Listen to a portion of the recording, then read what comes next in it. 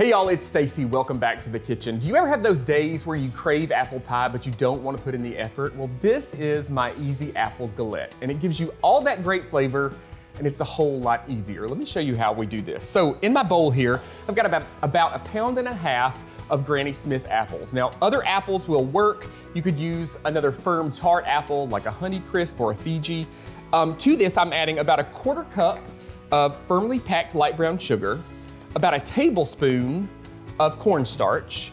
I've got 1 teaspoon of cinnamon, 1/8 teaspoon of nutmeg. You could also use an all-purpose spice like an apple pie spice here, and about 1/8 teaspoon of salt. I'm gonna drizzle in about 1 tablespoon of fresh lemon juice, and then I'm just gonna toss to coat these apples in our cinnamon sugar mixture. Now I'm using a boxed, refrigerated rolled pie crust because if the goal here is to make it easy, let's make it easy. So what I did is I put out a piece of parchment here and just rolled that pie crust just a little thinner to it's about 12 inches across.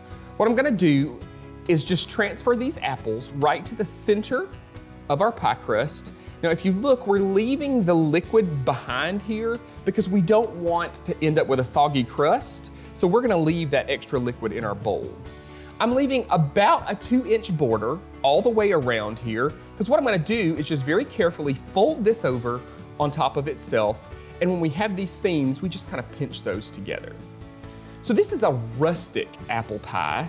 It's not really a tart necessarily, but it's just such an easy way to give us all that delicious apple pie flavor without all the work. Now, the reason that we did this on parchment is because we can just take this parchment and slide it right over onto our baking sheet here.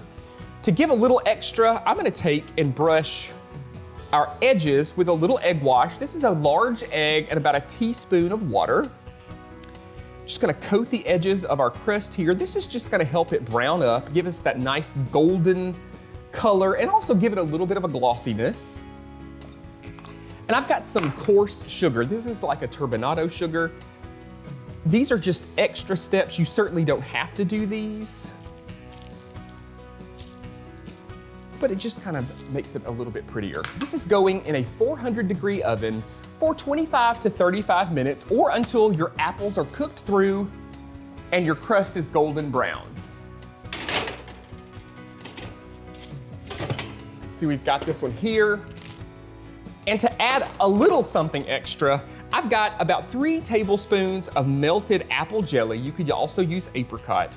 We're just gonna brush the tops of these apples just to give them a little glossiness. Folks, you can find this full recipe that's super easy on the website at southernbite.com. Just visit the Simply Southern TV tab right at the top. Y'all enjoy. Mary, I've mentioned it before, but I usually check Stacey's website for a little background on these recipes. Now, when I first heard the term apple galette, I thought it was going to be some fancy dessert, but Stacey describes it as the rebellious cousin of apple pie. He says that a pie would arrive at a family reunion all proper and buttoned up, while the galette looks like it just rolled out of bed with a come-as-you-are attitude. And those are always the most interesting ones at family reunions, too. That apple galette that Stacey made was delicious. Now, whether you prefer apple pie or apple galette or any of the hundreds of other dishes on Stacey's website, you can see them all at southernbite.com. Mary, I think our work is done here for today. Our thanks to all of you for watching. I hope you'll be back with us again next week when we'll take you on a treasure hunt to the bottom of the river. And regardless of the time that you watch us, next week we'll be taking afternoon tea. I'm Mary Wilson. And I'm Kevin Worthington. We'll see you then.